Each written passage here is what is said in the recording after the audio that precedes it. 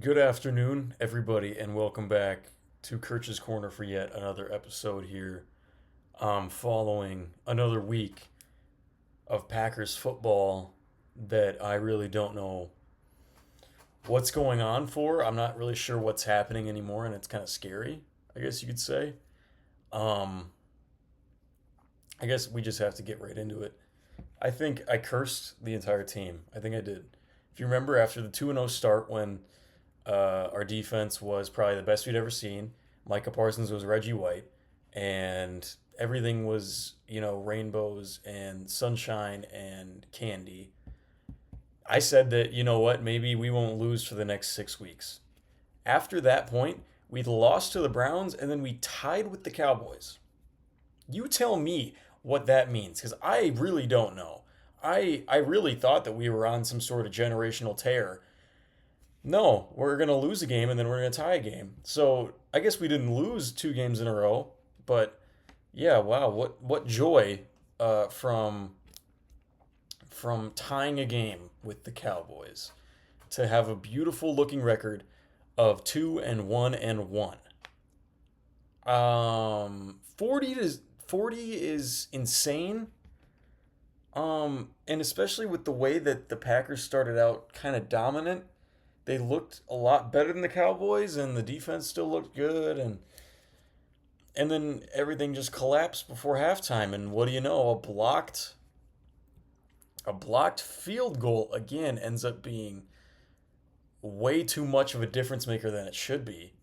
If that field goal doesn't, or if that PAT from McManus doesn't get blocked, or if it goes out of bounds, or if somebody tackles the guy, or somebody else picks it up, this game is technically won by the Packers, or at least tied in the fourth quarter, and the Packers can win it on that field goal that they sent McManus out for.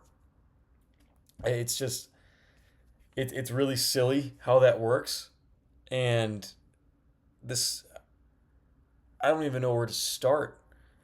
But I really don't hate a lot of the performances from the players from this game. Jordan Love had a vintage showing, just pretty good if you ask me. 3 touchdowns, 337 yards. No picks. He did fumble, but I really don't consider that to be much on him. I don't know why Matt LaFleur called that play to begin with, but whatever. And Jordan Love also ran for 28 yards.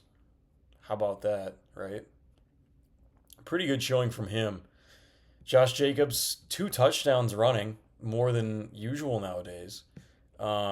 Still low on yards per carry, but that's 22 carries is what you ask for from him. Emmanuel Wilson was really good when they wanted him. Josh Jacobs had 71 yards receiving, which people forget. Romeo Doubs had 3 touchdowns. Matthew Golden had 5 catches, 58 yards. Tucker Kraft got the ball 5 times again. Everybody really was getting some good action on offense. The offense looked pretty good at times. The defense, no, not a chance. Um, I don't know what the damage was. I don't know why nobody could tackle, why nobody could really cover George Pickens, since he was really the only wide receiver on the field. And I, all around, I just want to know where Xavier McKinney went. It's been a while. The congratulations on the interception last week. That really wasn't the best play to make, but congrats, I guess. I don't know. He was all pro last year, and now he's basically just equal with Evan Williams and Zane Anderson. I don't know. Um, could use him in coverage, but I don't know where he's at. I don't know what he's up to. And that goes for the rest of the secondary. I don't know what was going on. Um, Keyshawn Nixon ultimately set up the Cowboys to score in overtime because honestly, I thought Dak was going to throw that ball out of bounds. Then again, I'm sitting watching it on my TV. I'm not playing the game. And yeah, I think if I was Keyshawn Nixon, I would have seen the ball not going out of bounds. Or even if it was, I would probably still go after the receiver that's running towards the ball because that's my job as a cornerback. I would probably go and try and cover him or something, be in the area at least. He just gives up a huge play on a Hail Mary ball from Dak.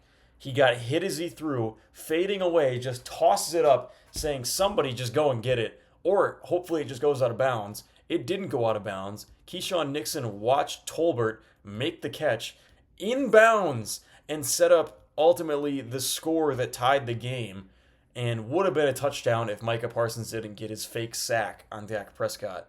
Probably one of the only sacks you'll ever see for 0 yards. Props to him. Great play that he made. Was it a sack? I don't really think so. I think maybe, I don't know, the technicality, but if you ask me, that was all just blown up for the sake of Bleacher Report and all ESPN getting to say that, oh, in Micah Parsons' comeback, he sacked Dak Prescott, his old teammate. It was just all for show. And yeah, George Pickens torched us. 134 yards, 2 touchdowns, 11 targets. Jalen Tolbert had 61 yards. Really not that much if you take out the Keyshawn Nixon give up on the play sort of deal. We made Dak Prescott look amazing. What's new there, right? Just ridiculous. I don't know. This game was just really, it's not what should be happening with this team that was supposedly the best in the NFC. That looked like the best in the NFC. Nobody's disputing that. 2 weeks ago, did they? Yeah. Since then, no, not even close. It's like they can't help but beat themselves in these games. We all know that the Browns game was just ridiculous. Sure, their defense is great. Sure, Myles Garrett, whatever. I don't care. They shouldn't lose to the Browns, whether they're playing at Green Bay and Cleveland with 5 guys down or if they're playing on Mars. They shouldn't lose. That's a stupid loss, and it just goes on to show it's a stupid tie against the Cowboys because our coaching is just absolutely off the rails right now. I don't know what sort of world we live in where we brought in a special teams coach to supposedly change the game for us because our special teams was so bad. Nothing changed. They still suck. Are you kidding? Everything about our special teams is horrible. We can't return. We can't kick a PAT. We can't kick a field goal barely. That's two weeks in a row that a blocked field goal changed the game. How do you even get blocked 2 weeks in a row? I barely remember even seeing a field goal get blocked in the first place. All of a sudden, it's like, it's basically just free for the other teams. I don't even know. Like, we hired a special teams coach for this purpose, and he doesn't do anything. We suck at special teams.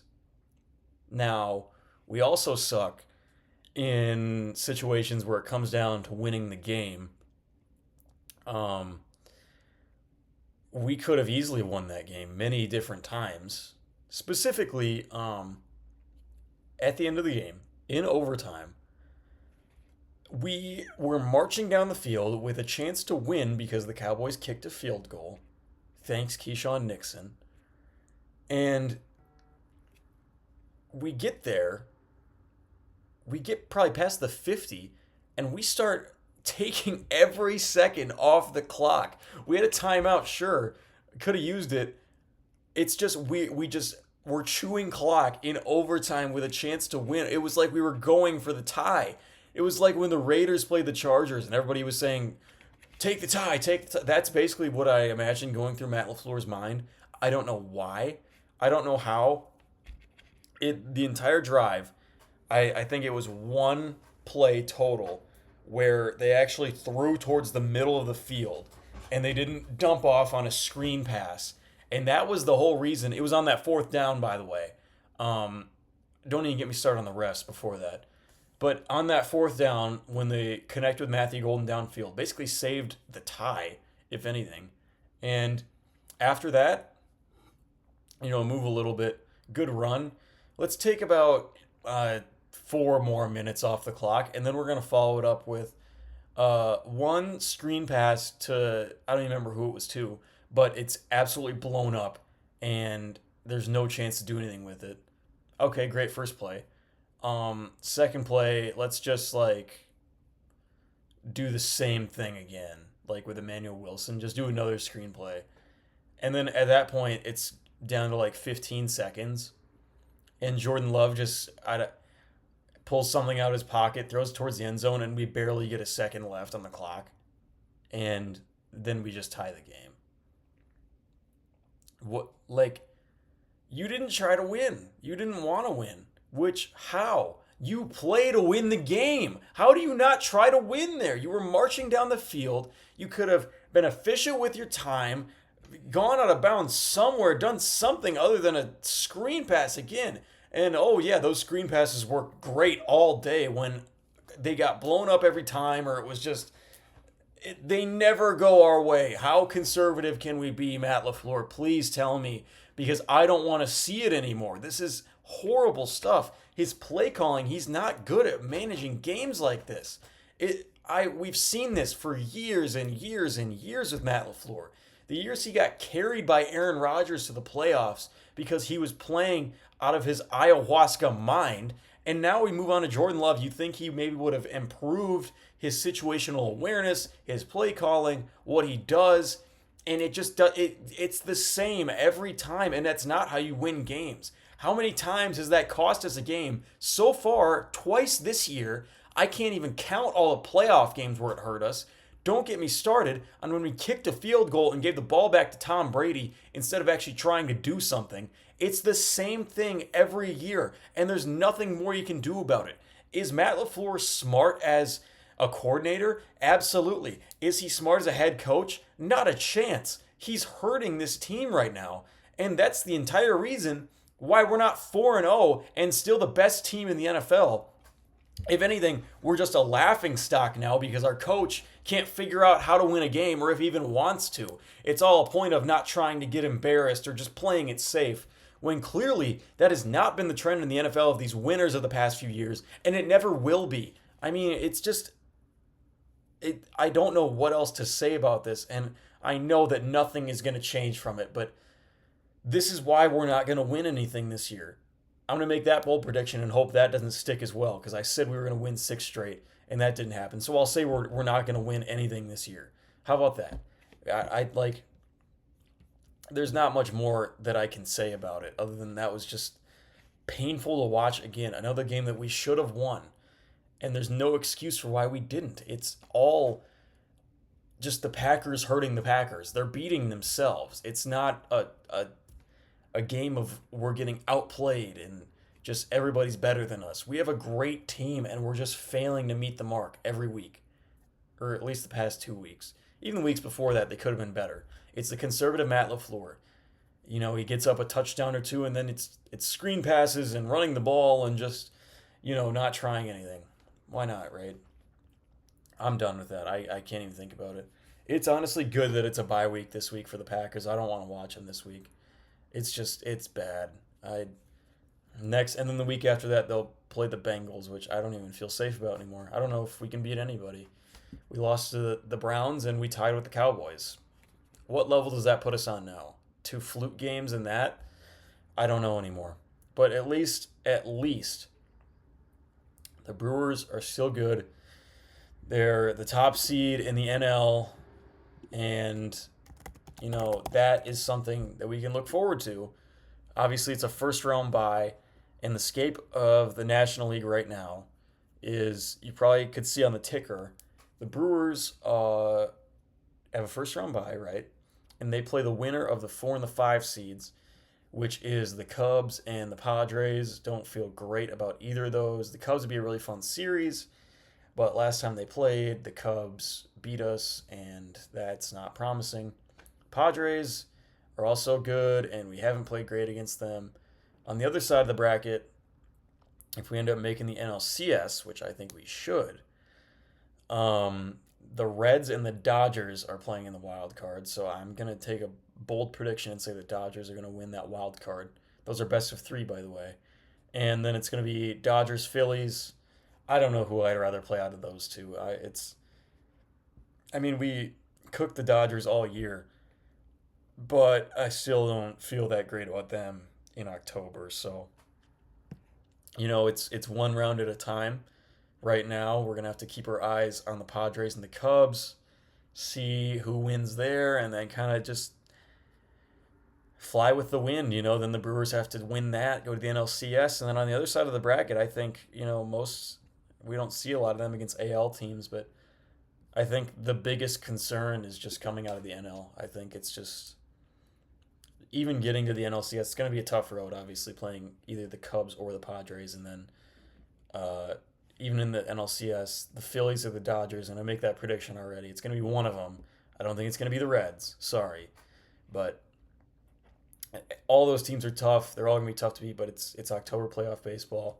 So fun, so awesome. Can't wait for that to start so I can finally watch a team that makes us proud sometimes rather than a team that doesn't want to win anymore. Okay, well, that's my thing for the day. I couldn't record last night because the game went till 11, and after that, it's bedtime. I'm not recording that late at night. Sorry to burst your bubble. So we're back. This will probably go up around somewhere maybe 11:30, maybe something like that. Hopefully we'll be back soon. This weekend maybe with some playoff baseball stuff. We'll see. But until then, thank you for watching. Hopefully next time we meet, something good has happened and not something horrible like the past 2 weeks. And I've been your host, Lucas Kirchner, here on Kirch's Corner. And we'll see you sometime later, maybe next week, maybe sooner. Thank you for watching.